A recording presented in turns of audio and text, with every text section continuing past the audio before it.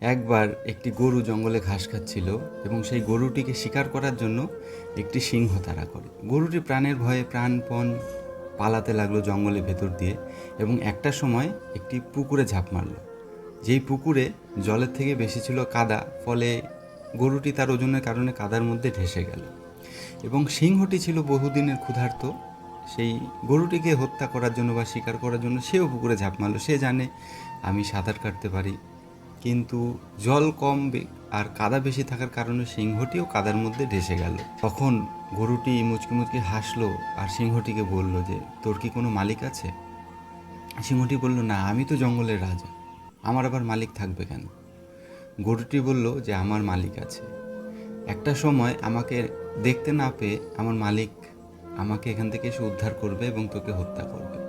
হলো তাই। বিকেলবেলা গরুর মালিক সে গরুটিকে খুঁজে না পেয়ে খুঁজতে খুঁজতে সেই পুকুরের সামনে এসে উপস্থিত হলো এবং গরুটিকে সেই কাদা থেকে উদ্ধার করলো আর সিংহটিকে বাঁশ দিয়ে মেরে হত্যা করলো।